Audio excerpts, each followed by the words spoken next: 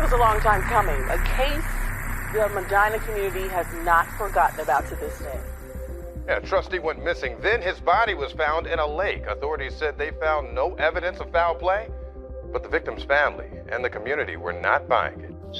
So either way, here's the bottom line. There are leads yet to be pursued, and they will be pursued, and we'll see where that takes us. And again, my opinion is, having done this for so many years, no case is unsolvable. As stated in the report, quote, there was no new incontrovertible evidence discovered indicating other persons may have been involved in the death of Bryon Macron, end quote. The report starts at day 1 in 2016, when authorities were called to a bloody scene at the Lafayette Administration Building. Bryon Macron's office was trashed, blood everywhere. According to the report, authorities believe it was staged. The Lafayette Township trustee's body was found 2 months later in Chippewa Lake. The medical examiner confirms in the autopsy that while there were numerous wounds, most were superficial in nature and none were fatal in and of themselves. The medical examiner found his death to be inconclusive, and that ruling still stands. But there are so many questions still, like why was there no water in Macron's lungs if he was found in a lake? If he had expired on the shoreline, when that lake thawed, it's quite common to have a floodplain there, to have excessive water, and he could have easily washed into the lake from there.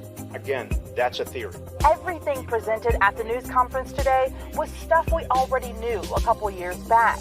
The difference is now the case is closed, so the public has access to most of the evidence. I am trying to make this report available to you today in the sincere hope that it can bring some closure to the community and some finality to the Macron family. The family of Macron sent News 5 this statement. Quote, we don't agree with the findings because there are so many inconsistencies and unexplained actions by the sheriff's office. I think many of those will finally come to light by the Invisible Ships podcast.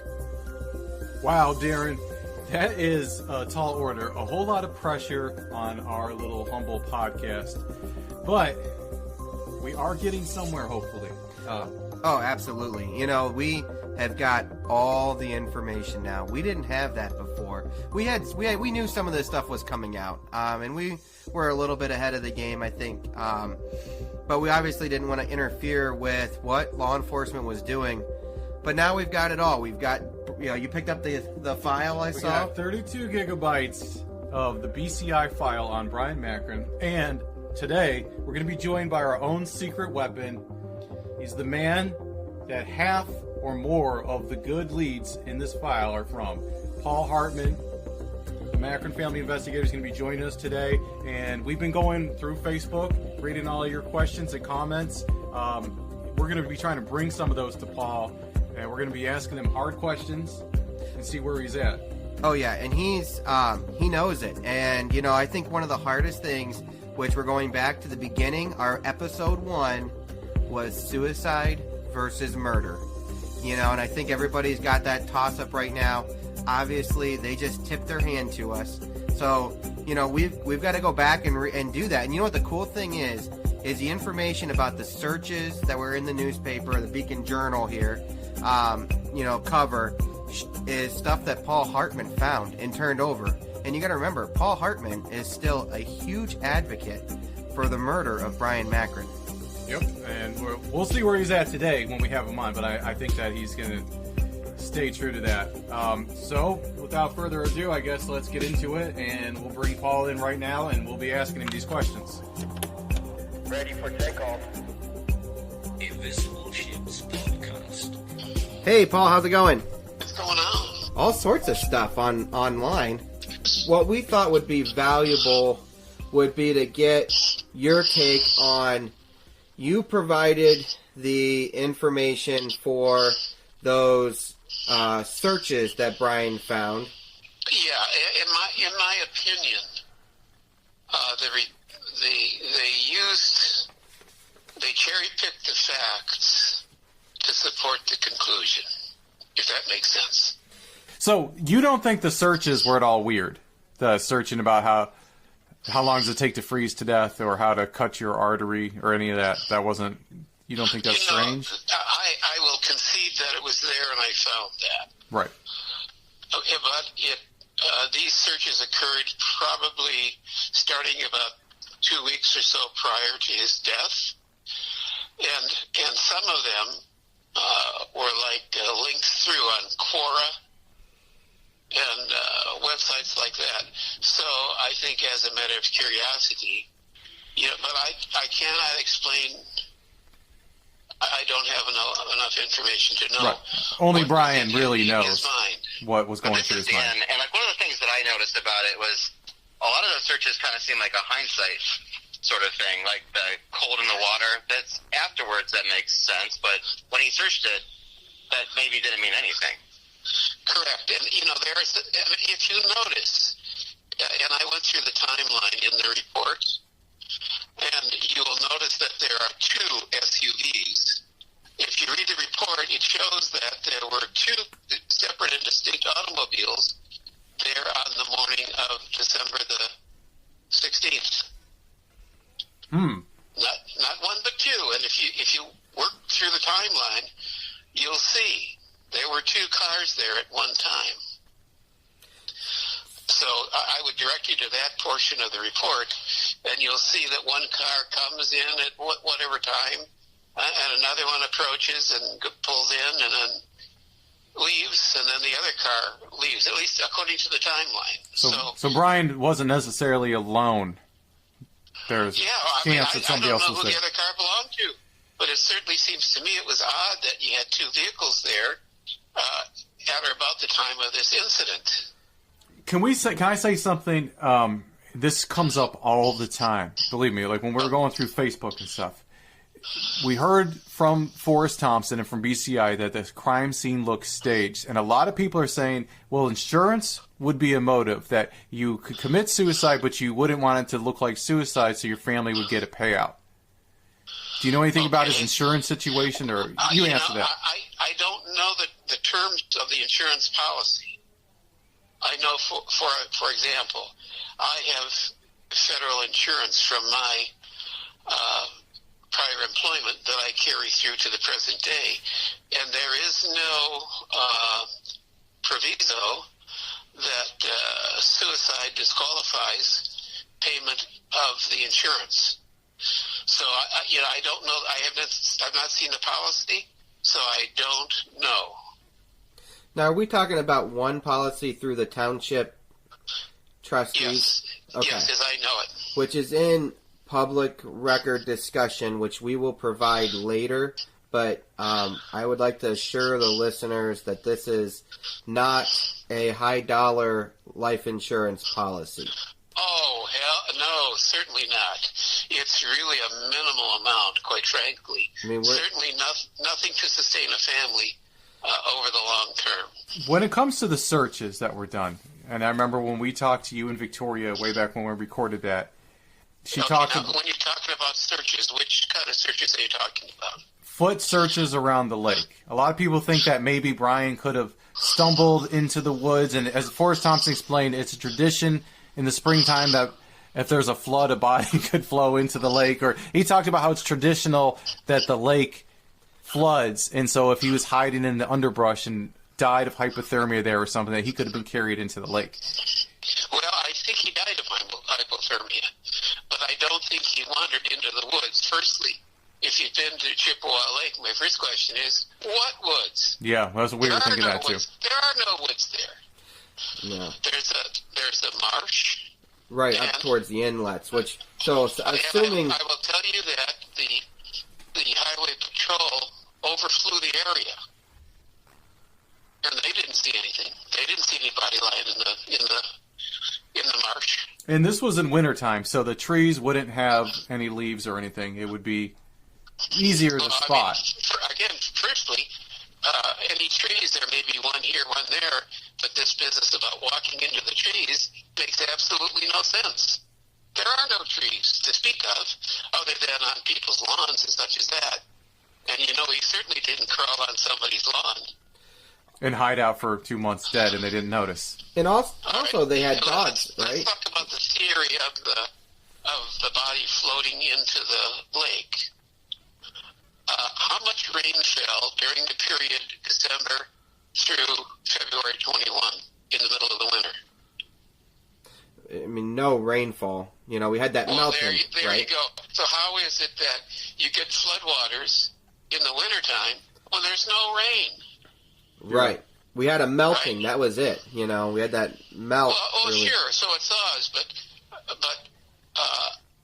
the question is, was there any? And you could probably find this out from the sheriff. How many times they closed the road, Chippewa Road, over there by the inlet?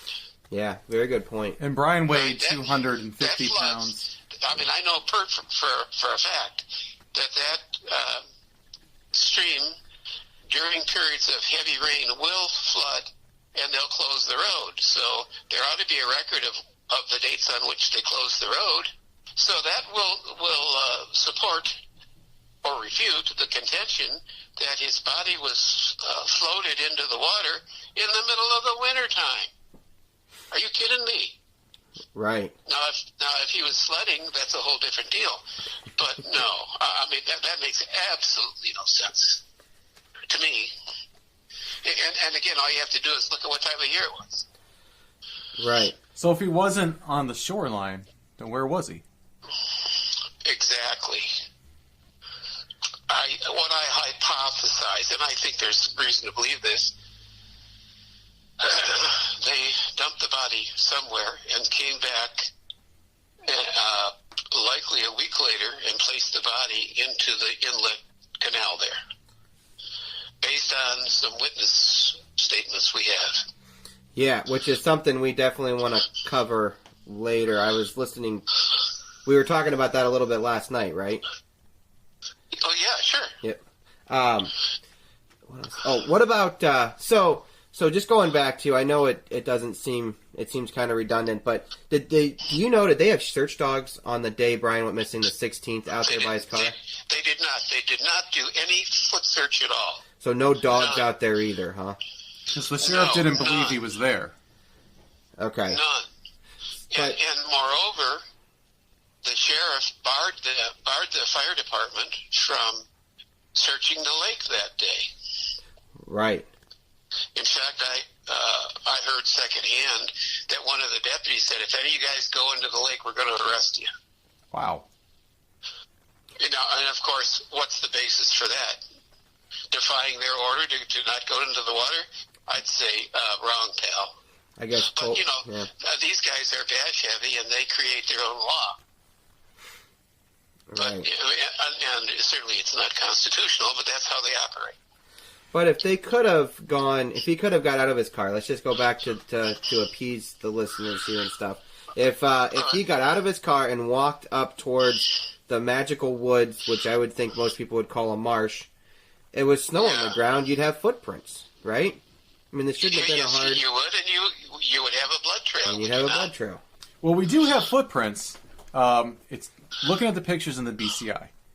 They do not match what the boots that Bryon was wearing. Here's something else, and I don't mean to jump around on you, but Forrest Thompson said all the footprints match Bryon's boots. No, they did not. Nope. As you well know, you talked to the painter, right? Right, we talked to, Popovich. Yep. And I'm sure he told you he saw like this size 14 Texas steer kind of work boot, bloody footprint. Right. Right? So there's a lie right there. Gee, there's just so much there that it's hard to know, and again, I'm concerned about the shoes. I'm concerned about the fact that they didn't find a motive, and I certainly have identified a motive, and which, of course, they discount, apparently, which is okay. I don't care. Yeah. The bottom line is Forrest Thompson did a press conference, and he said nothing that we didn't already know. Well, we got no physical evidence. We've got none of this. We don't know that. We don't know that. So we don't know anything. What a surprise. Yeah. well, nothing was done. I mean, you did it all. I mean, that's the reality of it, you know. We're not trying to blow smoke up you or anything. I mean, look, I understand. Pull the file and look at it yourself. You submitted everything. You cracked the laptop. You had all the eyewitness stuff. You brought all these leads to them, and they just chalked it up saying, we're a good old boys club, and we're not going to step on our sheriff buddies. They think it's a suicide, and it looks good enough for me, and they tuck it in their desk until Forrest finally decided, because he had a little bit of pressure, to pull it out and close it, because he wants to get reelected. Because it's election time. Yep, exactly. I mean, that's exactly what happened. Everybody knows it. Right. You've done a lot of good work, and it's sad. Even going through the BCI file, like there's one where the cops were taking notes that you called them and think that you might be able to unlock the computer, and they're writing like, the FBI had it, Secret Service had it, they can't do it. Like, who is this guy that's calling us? But you delivered on that. Yeah, I gave it to them. You did something that the Secret Service and all the eggheads at Quantico couldn't do, and so you have a ton of credibility. Tell me, why do they think the scene was staged? Like, why are they saying that? Well, their explanation was there was a water bottle sitting on a table that was not upset, and I don't see what that means. Nothing to me. So, in a crime scene, every single thing needs to be destroyed? Well, for one thing, how do you know who put the water bottle there? It could have easily been somebody who came in there after the scene was observed. So that means nothing. Unless they fingerprinted the bottle and said, well, Bryan's fingerprints on here, and you know they didn't do that. Right. But beyond that, there was, I'm told, that there was a left handprint, bloody handprint, on the wall. Well, if you did this yourself, why would you go put your hands on the wall? It makes no sense to me. You know? Right. So that photo's in the report. So I want to go back to the police and BCI and everyone saying that the crime scene looked like a staged crime scene.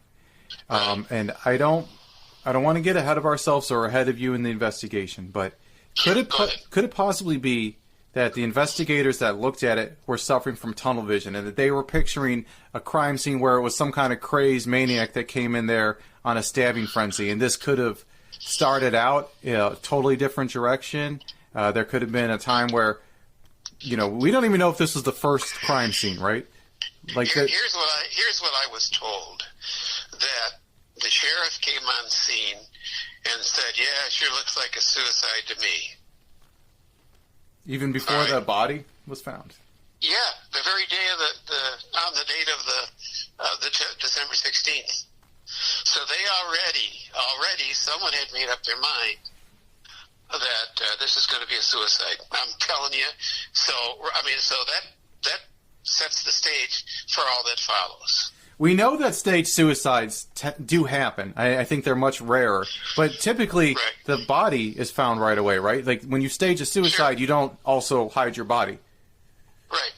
And the fact of the matter is, if he just wanted to kill himself, why would he even have to leave? Or choose a painful and slow way to do it. Yeah, I mean, he could have gone and laid in the ground behind the building. That's a good point. If that was his intent. But here's on the day before this happened, he talked to his buddy in New York and rearranged some travel plans. He was going to go to New York to visit his friend, and he made these travel rearrangements on the 14th. So if he's contemplating suicide, as they would suggest, over a period of 3 or 4 weeks, why would he even have done that? Makes no sense. Yeah, you wouldn't have. Right? So what? It cuts against the facts. But anyway, go ahead. So you've alluded to the idea that Bryan wasn't. That obviously you don't feel the theory of Bryan getting out of his car and walking straight into the woods to quote woods. Well, firstly, there are no woods. Correct. But let's look at this other issue. You have Taylor getting there at about 6:30, and he sees a guy walking the other way by the lake. Who's to say it isn't the same person? Right. Because they never gave a description in the report. They said similar description or some shit like that. But the report doesn't specify the guy was wearing this. He was this tall, this heavy, you know, all that kind of stuff. Correct. Nothing's in there. And Taylor's report, you know, gives us a guy in shorts, which we know Bryon obviously wasn't in shorts, right? He was in jeans. That we know. So if we're using Taylor as the reference of what the clothes were, it does not match. Right, and that's what the jogger saw too. A guy in shorts. I guess my point is that he's there at about 6:30, and he sees a guy walking the other way along the lake shore. So, I mean, how do we know it isn't the same guy? I mean, you know what I mean? You would almost assume it was the same guy, right? Well, to the extent that he certainly wasn't dressed for the weather. Right. Right? So, and I guess I'm going to have to call that woman and brush that up a little bit and see just what she remembers. Because it could easily have been the same guy. It could have been. So you know, their facts, the thing doesn't make sense. No. And if Bryon was walking toward Chippewa Road, I guess it is, where's the blood trail? Well, any of the BCI photos that we saw from the scene, there is no blood. There might be one print that kind of looks like the heel from Bryon's boot, and there are clearly totally different boot patterns all around that footprint. And we're not investigators, and we've never claimed to be investigators, so we don't know by looking. We're just amateurs if what boot print was there first or not. But a very interesting thing that one of our listeners pointed out, because I posted just pictures of the snowy footprints in the boots. The backs of Bryon's boots are completely free of any mud or debris whatsoever, and it looks like there maybe was kind of a drag mark in the snow. So some people are thinking that possibly Bryon was dragged. Here's the thing on that. You're talking about the pictures of his shoes, right, with the mud on the top? Yep. Right. Okay, why would there be mud on the top? I have no idea. Unless someone drug him face down, and the tops to his feet are dragged through the mud. Right. Now that night, though, it was pretty cold, right? So there wouldn't be mud in most places, right? Well, you would think if there's going to be mud, it's going to be on the soles of his shoes. Right, if he was walking. The soles of the shoes are pretty clean. So how do you get mud on top of the shoes if you walk into the marsh or wherever they hypothesize and lay down and die? And right. Anybody listening should go to our Facebook, as we do have pictures of the boots as they were recovered, and they're part of the BCI file, and you can see what we're talking about. Right. What I'm curious about, Paul, and if you're interested in disclosing it, what do you think your series of crime scenes was? Do you think it started in the office, or do you think it started in the car? Do you think it started out in a parking lot? I think it started in the car and ended up at the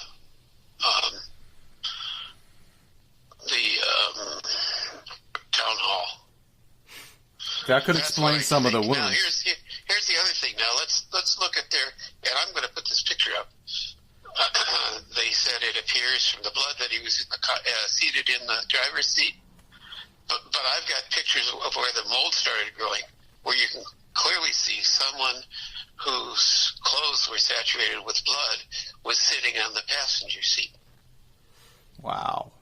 That's big. Right, so there goes that theory, right? So it appears to me that it appears possible that somebody drove the car and he was on the passenger seat, or whoever was on the passenger seat had blood on the seat of their pants. So the staged crime scene could make more sense if the crime happened, if the assault happened in the car, and maybe they went into the office for like a negotiation or something. Yeah. Even allowed them access to clean up. Money. Right. Right. I could see them bringing him in there, asking him where the money is or whatever.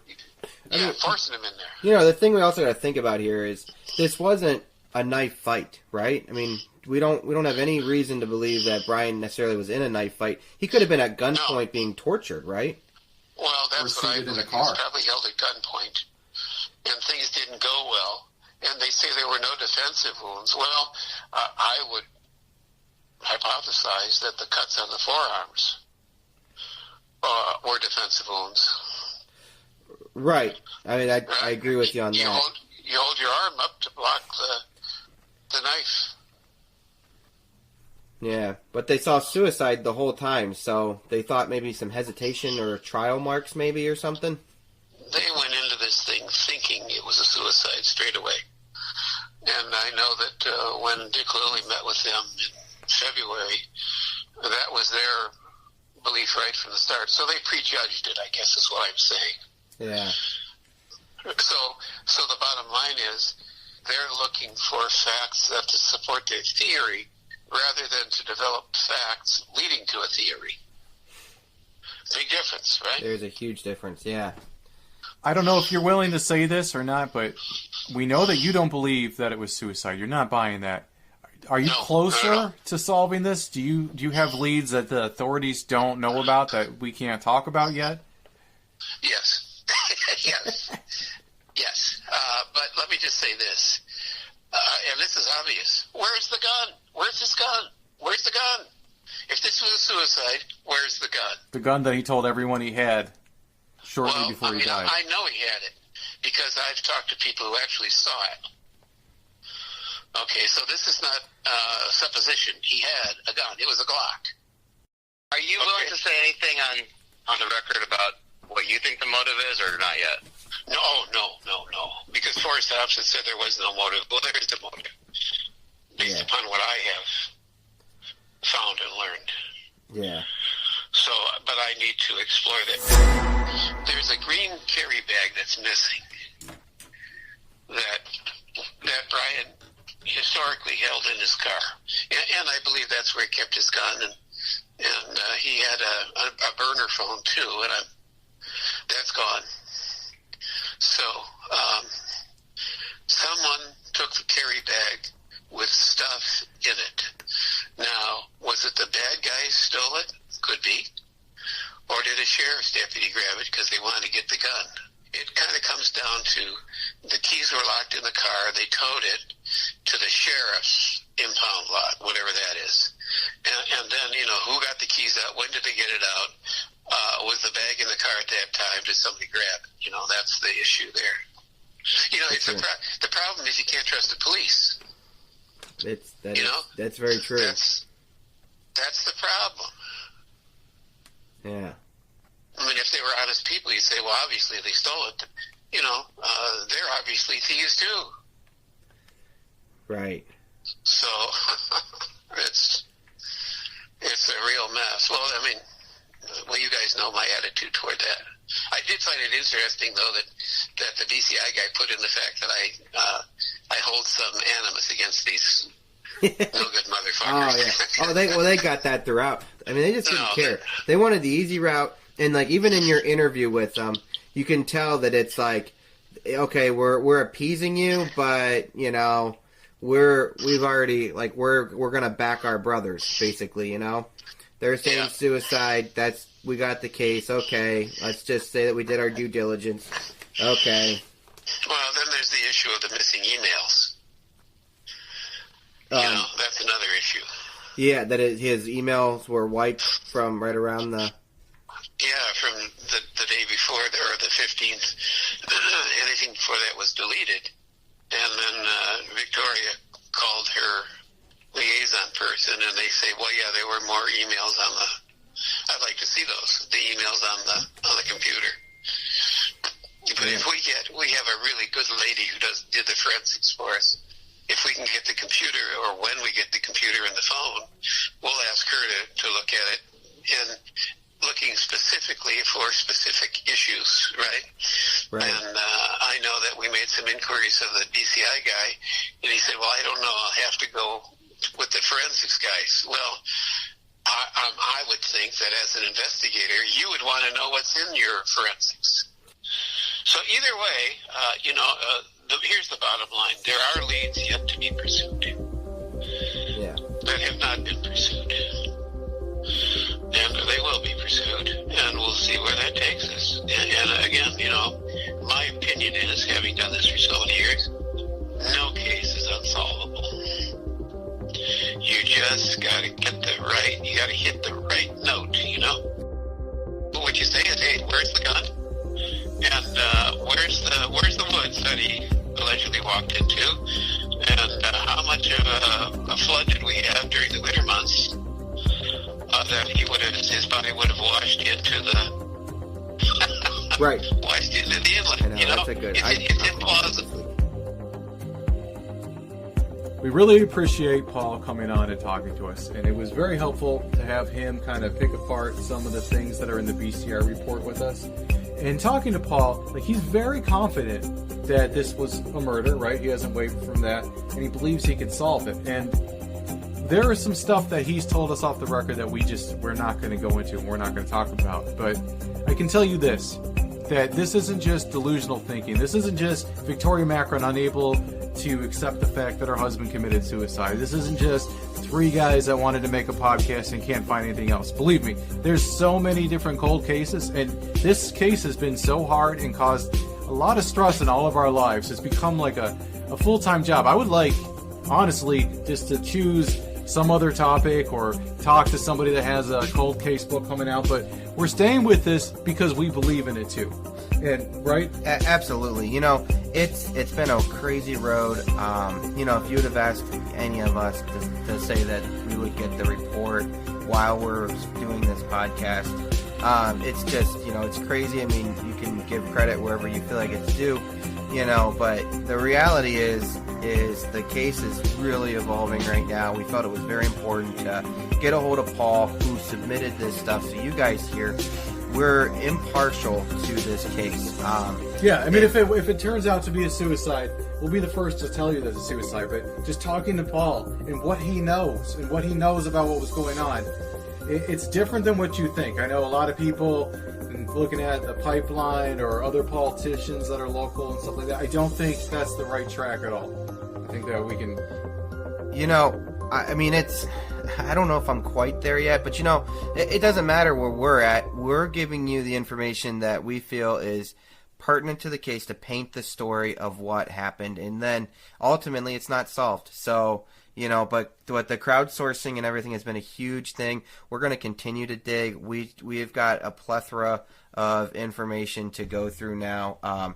You know, I've been logging some pretty long hours just getting through all the stuff that the BCI has released. And it really does open up a lot of doors. I hope that you guys aren't throwing in the towel yet, because there's so much more to go. You know, we're going to continue to pump out the information to you guys in ways that, you know, is easy for you guys to hear, and we just appreciate all the support through this. You know, we're gonna do what we feel is right, and that's, you know, giving you guys the information. But by no means are we trying to slant this case to anything that it's not. In Paul, I don't think is either. I mean, you heard him; he doesn't have explanations for everything. This is such an unusual case that we don't have the answers to. If we did, it was solved. But I think if we had enough people talking about it, I do think it will get solved. And I do believe Paul, and that he will solve it. He's got the ability, and he's got the desire, and he's not giving up. Guys, just stay tuned. There will be more updates coming. We're kind of moving now with the speed of the case. I think that there are more developments, and I wouldn't be surprised one day if you wake up and there's an indictment in this case. However, in the meantime, we're going to still be posting on Facebook, and we enjoy talking with you guys there. Keep putting your questions out there. We like that critical thinking that goes into it, and we try to bring those ideas and objections to Paul to see what he has to say about it. We are also talking to the Macron family. I don't know how much from the BCI file they want us to put out there. We chose to put some pictures of footprints in the snow and footwear because it didn't show any gore or anything like that. We're not trying to sensationalize this or do anything that would harm the family. We want to be a help. We don't want to get in the way. We've said that all along. We are not sleuths. We're not even amateur sleuths. We're not even really conspiracy theorists. Doesn't matter what the Beacon Journal said. What we're doing is just trying to get the people that have been there, the people that are investigated, and anyone that will talk to have them tell you their story. And that's what we've been doing. And we can't help the fact that it doesn't always coincide with the official line from the investigators. Absolutely. You know, I think that the reality that we really want to let you guys know is we're respectful people who respect the law enforcement, who respect people that have contributed to this and that who haven't. And whatever we can do to paint this story to what it was is what we're trying to do here. Yeah, and as of right now, I don't even know if the podcasters don't have a suspect. We don't know who this could be, but I don't think it's probably very likely that it's anyone that we've discussed so far in the program or had on the program. I mean, just by the pictures in the that we put online, it's hard to think that he acted alone when there's two sets of prints. Yep. The Invisible Ships podcast is produced by Invisible Ships Productions LLC. All rights reserved. For more information, go to www.invisibleshipspodcast.com.